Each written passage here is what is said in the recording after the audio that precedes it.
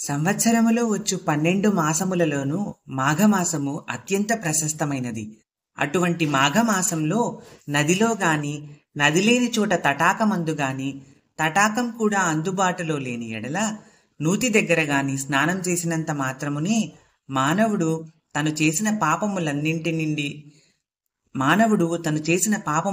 నుండి బయటపడి ఉత్తమ లోకాలను పొందుతున్నాడు. పూర్వము అనంతుడనే విప్రపుంగవుడు యమునా నదీ తీరమునందున్న అగ్రహారములో నివసిస్తూ ఉండేవాడు. అతని పూర్వీకులందరూ గొప్ప జ్ఞానవంతులు, తపస్సాలురు. ఎన్నో దాన ధర్మములు చేసి కీర్తి పొందారు. అతడు చిన్నతనం నుండి పెంకితనం వలన ఎన్నో అల్లరి పనులు చేసేవాడు. అయినా తల్లిదండ్రులంటే భయభక్తులు ఉండడం వలన కొంతవరకు విద్యను నేర్చుకున్నాడు. దుష్ట సావాసములు చేసి అనేక దుర్గుణాలను పొందాడు. కన్నబిడ్డలను కూడా అమ్ముకోవడానికి సిద్ధపడ్డాడు. ఆ విప్రుడు వృద్ధుడయ్యాడు. తనకున్న ధనంతో తాను తినడు, ఇతరులకు పెట్టడు. ఒకరోజు రాత్రి నిద్రపోయేటప్పుడు ఇలా ఆలోచించాడు. అయ్యో, నేనెన్ని పాపాలు చేశాను. శరీర బలం ఉందనే గర్వంతో జీవితాంతం ఇలానే గడిపేశాను.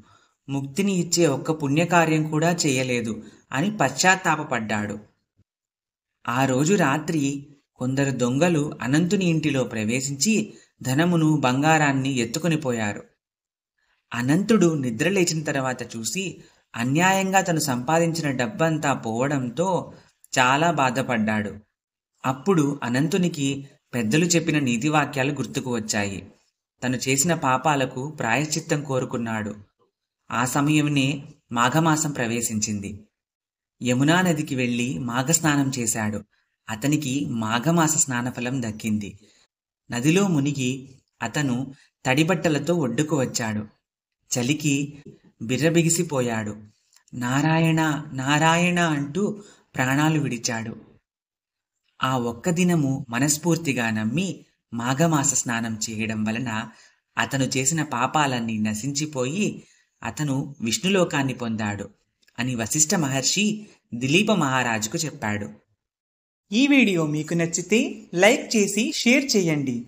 ఇలాంటి మరిన్ని వీడియోల కోసం ఈ ఛానల్ని సబ్స్క్రైబ్ చేయండి.